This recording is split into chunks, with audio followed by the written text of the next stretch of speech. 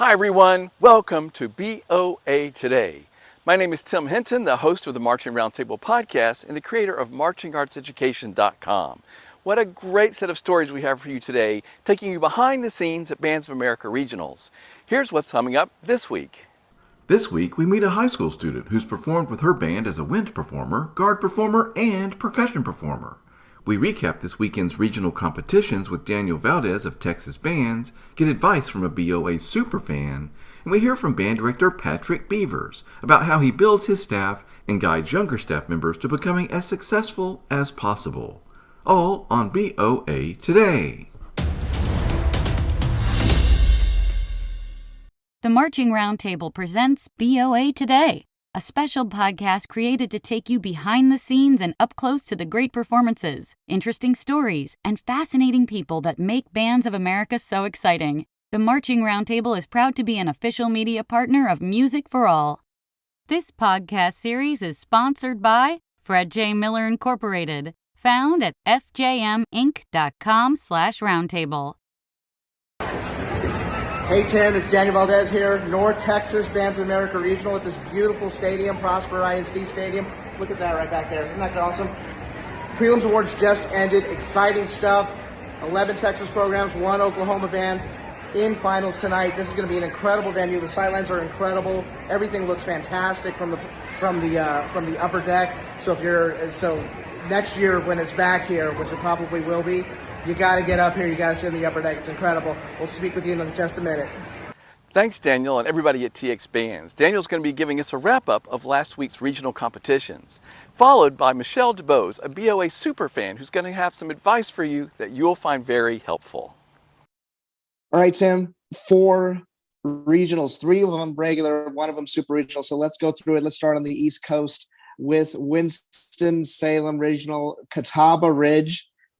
Regional champions for the first time. So this is starting a pattern of programs that have either opened during the pandemic or shortly before the pandemic that are having incredible success in Bands of America so far this season. It's such an inspirational story to have to go through that and retain numbers and still focus on music education the best we could. So congratulations to Catawba Ridge at Winston-Salem.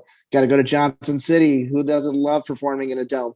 Johnson City, the regional champion there, was Dobbins Bennett High School with that show choir. Just makes things all that more better, doesn't it? And the color guard's fantastic. Great performance from Dobbins Bennett at the Johnson City Regional.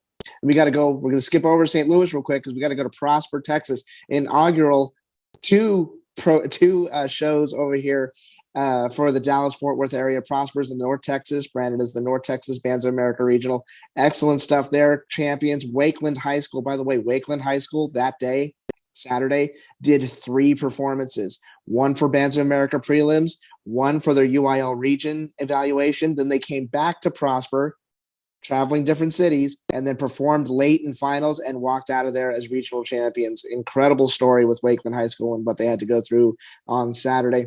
And then, of course, our very first Super Regional of the year, St. Louis Super Regional, Broken Arrow, the defending national champions, come out on top. Blue Springs right behind them. Got to give a quick shout out to Hernando High School in Mississippi, one of the first, if not the first program from Mississippi to make a Super Regional final. That is an incredible program. They did fantastic last year. They are on the rise and definitely a program you need to keep an eye out for. Hi, I'm Michelle DeBose from O'Fallon, Illinois, and I hope every single one of you is enjoying my personal favorite season of the year, marching band season. And to me, marching band season means attending Bands of America regionals, super regionals, and grand nationals. And as a super fan, as someone who attends 3 to 4, maybe even 5 of these events a year, I thought I'd offer a couple of tips so your experience can be as great as mine. First and foremost, whether you're a director, a student, a parent, or a designer, a Bands of America event is probably the largest gathering of band fans that you're ever going to experience. So you need to take advantage of it to learn and just talk to one another. So this means when you're in the concession land or in the store buying something, just turn to the person next to you and say, "What band are you here for?" "Oh, I really like that band." And ask questions, learn from them, and just enjoy the community. The second thing we should talk about is listening. So when I was a freshman band parent, I would only come in for a couple of bands before my student and a few bands after. That was the wrong way to do a Bands of America event. You need to attend more than one block of bands. Yes, that's a big commitment, but that's how you really get the experience of what a small band looks like, what a medium band looks like, and what those big bands that do so well in finals and win the events look like. It's a great way to learn from others. The best way to truly experience that is to use your notes app on your phone, or even a pad of pencil and pad of paper and a pencil, and write down what you think of each band. Create your own rankings and see how right you are the next day. Lastly, number 3 is buy a finals ticket. Don't stand at the ticket window trying to decide if your band's going to make finals and whether or not you should go to finals. Go to finals regardless. Commit to the band weekend, whether it's a Saturday or a Friday-Saturday event, and learn from those other bands that are having the successes and performing. That means bring your student along. If their band's going home, keep them with you. Sit, watch, talk about it together. That's the way we all get better, and we all just get to enjoy an entire weekend of band. That's all I have. Hope you enjoy the rest of the season. You can hear more from Michelle and 3 other BOA Super Fans in an interview you can find at the Marching Roundtable YouTube channel. There's a link to that video where you found this podcast. That 26-minute conversation includes Michelle saying this. I have my Grand National Hotel rooms booked for the next year as soon as I check out of the hotel, the November that I leave. And, my dog's name is Carmel. She was born September 1, 2000.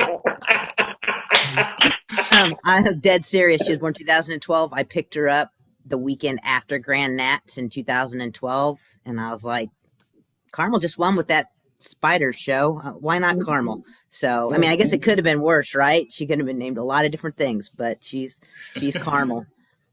Up next, we meet Noelle Novak, a student at Oviedo High School who's going to be performing with the Oviedo Band this weekend in Orlando at the Regional. Noelle did the amazing feat of performing 2 years as a wind performer with her band, did the next year as a color guard performer, and then this season, she's performing with the drumline. Quite amazing. Let's meet Noelle now. Hey everyone, it's Tim Hinton, the Beast of the Marching Arts. I'm talking to Noelle Kovac from Oviedo High School. Noelle, how are you? I'm good. How are you? I'm doing really well. Everybody, you're going to have so much fun. Noelle, you're so interesting and you do so many different things. So let's start by just sort of introducing yourself. Tell everybody where you go to school, what grade you are, and all the things you do. Okay, I am in 12th grade. I go to Oviedo High School, and I'm in their marching band program, and I'm this year's band president. I'm actually the first, they haven't had a band president in the past, but this year's their first year that they have one. So it's kind of like a role that I'm trying to fill that I'm kind of experimenting as I go. And my freshman year, I marched mellophone, and I also did my sophomore year. And then my junior year, I did color guard, and my senior year, I'm on drumline, and I'm marching the bass drum. So, yeah. That's pretty amazing stuff. So let's talk. This is not typical, Noelle. It's really interesting that you have all these skills and you've tried all these things. So let's start with you. Are you a French horn player? I'm not. I play clarinet in the wind ensemble for concert band. So I just started playing mellophone because my older sister, she was in the marching band program, and she played, and I wanted to be in the same section as her, so I just decided to pick it up, and I learned it. So talk about how you picked that up. Did you just, who showed you how to do it? How did you learn to play a brass instrument, and how long did it take? I just decided over the summer before I was going into my freshman year, I was like, I'm going to play brass. So we talked to Mr. Chowning, who's the band director. He was the assistant band director at the time. And we got a couple lessons from him. And then I just caught along with it. I did a lot of practicing. And it took a lot of work because I never played a brass instrument before. And it's completely different armature and everything like that. So it took some time, but I got the hang of it. And I enjoyed it a lot. So, yeah. And I eventually stopped lessons throughout the school year, but still a lot of practicing. So, yeah. You said you wanted to be in the same section as your sister. How much older was she? Was she in the mellophone section? Yeah, she was in the mellophone section. She was a junior when I was a freshman. So she was the section leader, and yeah. So then what brought the color guard? Tell me about the color guard adventure. Well, in the spring for my freshman year, I needed to do something because March season was over and I didn't have like an activity to do. So my mom was in color guard. So she was like, you should go into winter guard. So I was like, okay. So I went to tryouts and then I did it for my freshman year and then I went back my sophomore year and I was the captain of the JV team. And then I was like, I really like this. So I'm going to try color guard. So then I joined my junior year and I was doing it full time. So yeah. So you were still in band class, still playing your clarinet? Yes. Yes. I was. So I did both at the same time. It was fun. So let's talk about the experience of being a color guard member and how that compared to marching around with the instrument. Like tell me about the difference of doing those two things. Color guard is different from band because obviously you're not playing on the field and you have to spin all this giant equipment. And it's not, you don't have to like play while you're marching. So it's kind of easier in that aspect, but the show is definitely more tiring in color guard. And it's different because you have to like know the count structures and you have to like know the work compared to music. It's kind of the same in having to memorize the same amount of stuff. But yeah, the practice hours were different. I had to practice more in color guard. We practiced 5 to 9 on Mondays and 4 to 9 on Wednesdays compared to band who practiced 6 to 9. So it was more intense in the practice schedule. And yeah. So what was the hardest thing you found becoming a color guard member? What was the hardest skill that you had to work the most on?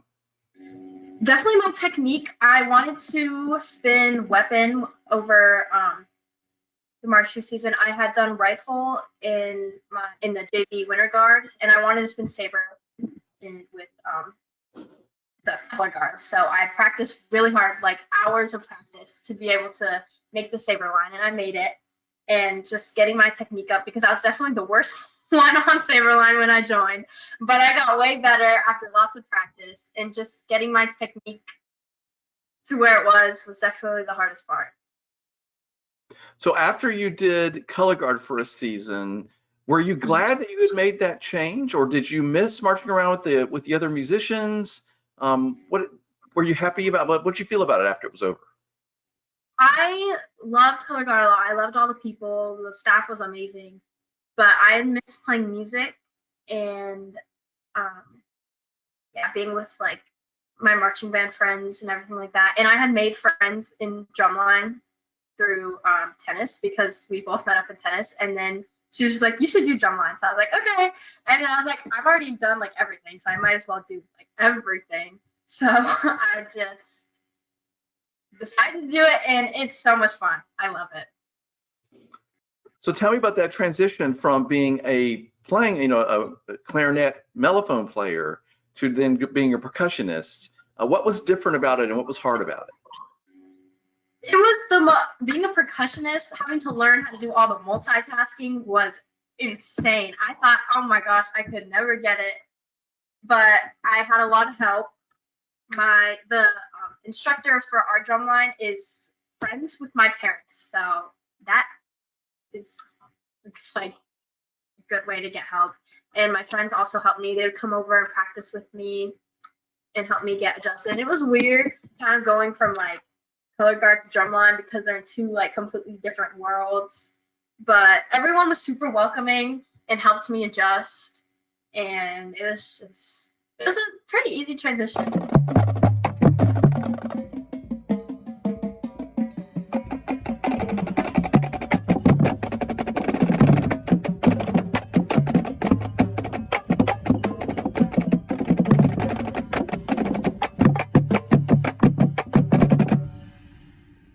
Let's talk about the drum line. What part are you playing? I play third bass. Third bass? Yes, third bass. So what's hard about being bass 3? It took me a long time. Well, not a long time, but it took me a decent amount of time to get used to the splits, having to do the split parts because you usually play your own part, but because there's the snare and then there's tenor and there's bass. So you have like a tiny part of a bigger part of the whole percussion part, So it took some getting used to having to learn how to like communicate with each other on like playing the music, because you're like 4 people, but you're like one line. What's it like having to wear that drum and march around the field with all that weight on you? That's a real challenge in the world of drumline. And you know, you look strong and healthy and everything, but like that's still a lot to put on your body. So tell me about that part. It's during band camp I was struggling, man. It was really difficult. And it's gotten a little easier, but to be honest, my pain tolerance has just gotten higher. It hasn't really gotten any better, but I'm just getting used to it. I love that. So what do your friends think about the fact that you've been doing all these things? Like, you know, you were a clarinet player, then you're a mellophone player, and then you're a color guard person, then you're a drumline person. Like, what do they think about you changing around like this? People say I have section commitment issues and I just can't stick to one section, but they think it's cool that I can that I'm able to have played all these instruments and done color guard and just have jumped around the entire band, and they think it's impressive, I guess. So, yeah. Well, it is impressive.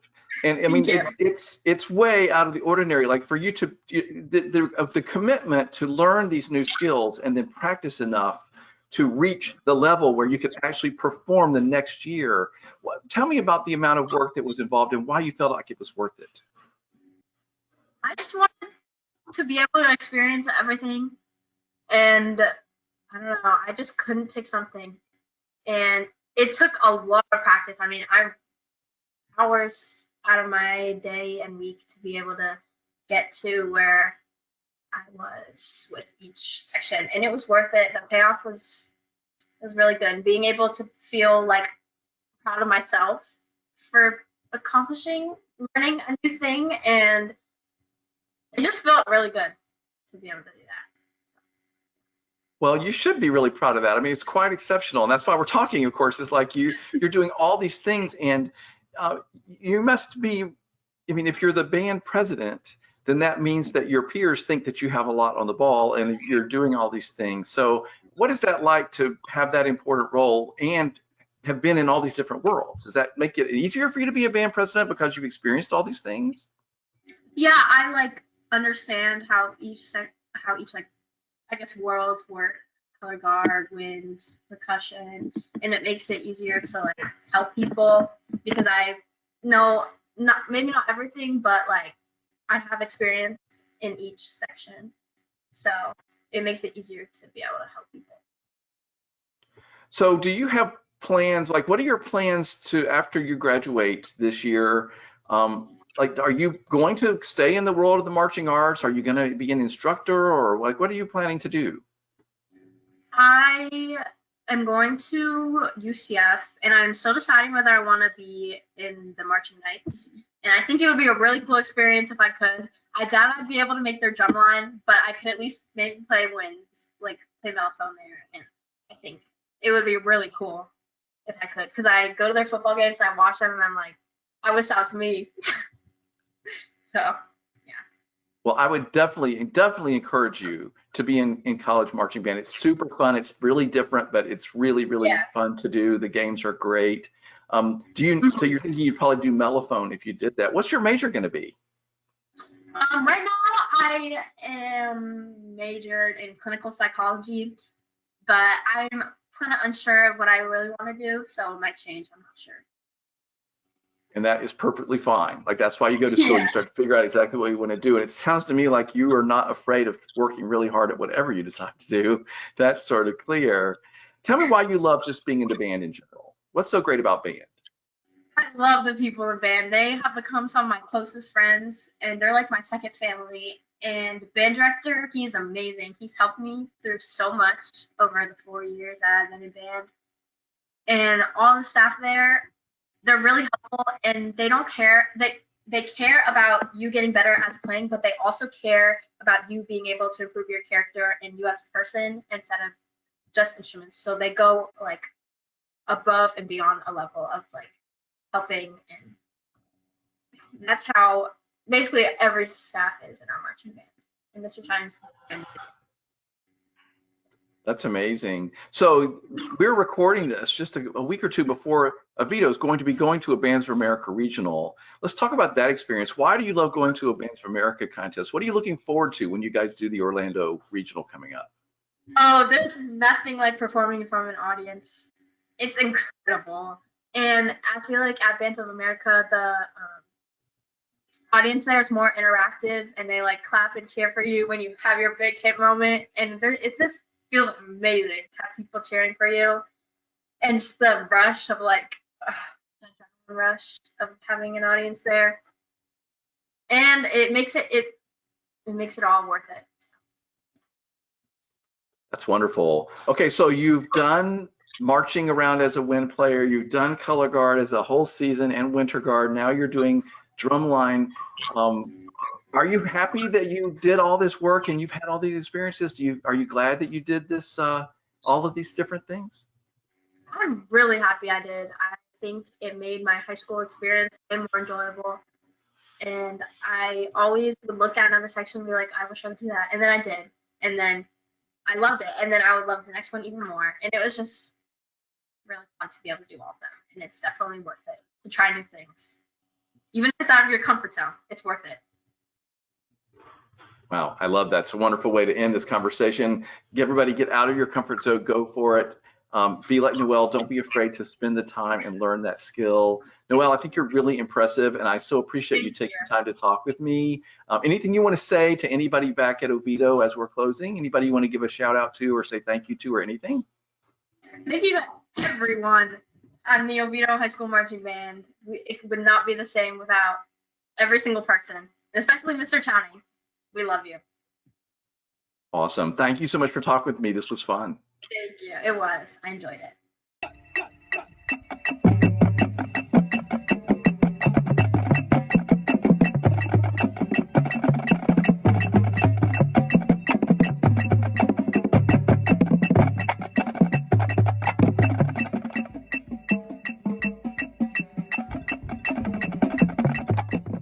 Make sure you watch for Noelle this weekend performing with the Oviedo High School Band at the Orlando Regional. Coming up, we hear from Patrick Beavers. He was a student in the Avon High School band program and now is a band director at Magnolia High School in Texas. He talks about building a staff, bringing young staff members into the fold. You'll love that interview. First, a sponsor message from Fred J. Miller Incorporated.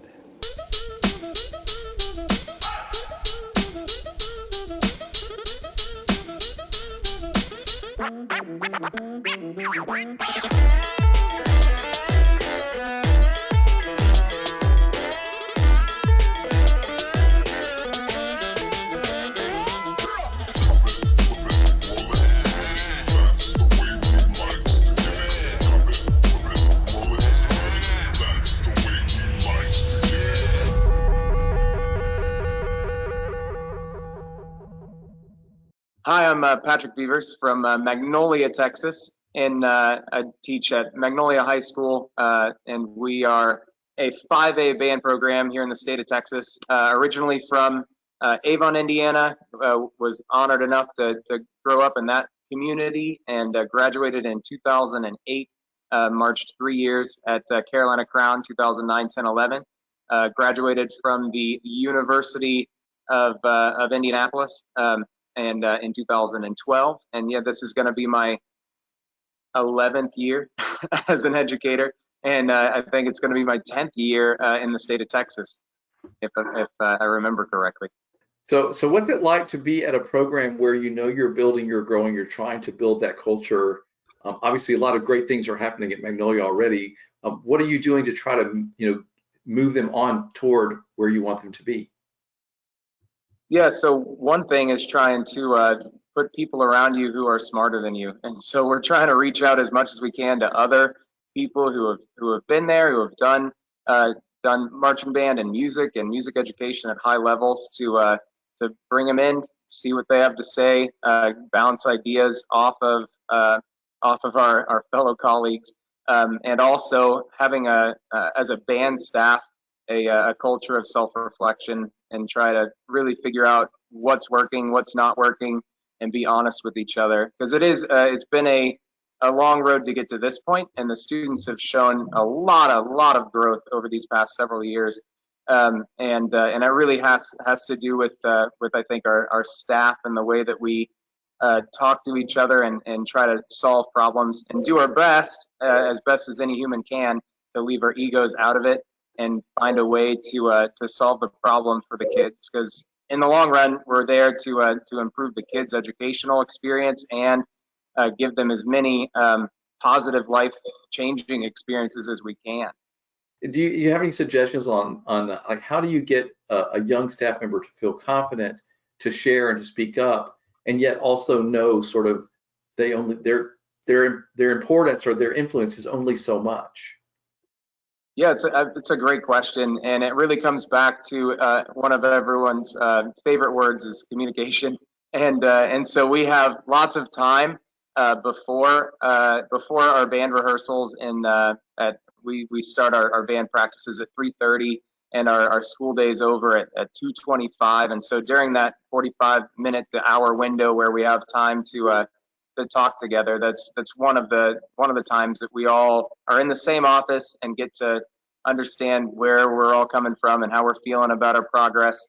And so it really is it's a lot of communication, and it's not necessarily always specific times that we sit down and meet, but even just through text chats throughout the week and just little checkups here and there. And so, yeah, for our younger staff, we do have a couple individuals who, this is one of their first times teaching a core style band, and they're coming from a military background, and so we took some extra time over the summer to explain some of the techniques, and they got to see some of our student leaders demonstrate some of our core style techniques, and so that time helped them feel a little bit more comfortable, I hope, with what they were getting into and going forward, as well as we just like any band office, we're talking band 24/7 in the office whenever we're out, at a restaurant or at any of our conventions, of course, just talking band a lot, and just trying to make everyone feel as comfortable as we can while also being honest with each other, which certainly can be challenging. It can be tough to when we do disagree, but we have thus far been able to work through all those disagreements, and want to keep that going on as we move forward.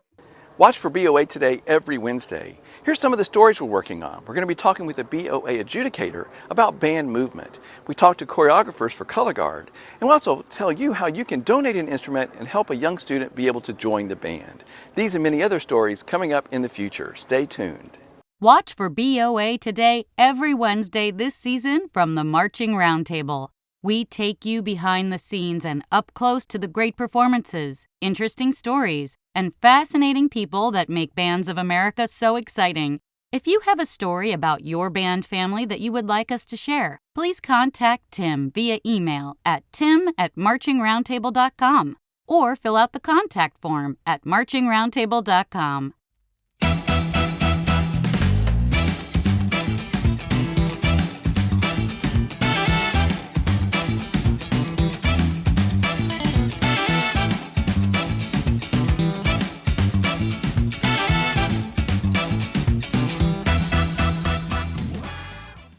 Marching Arts Education and the Marching Roundtable are proud strategic partners of Music for All.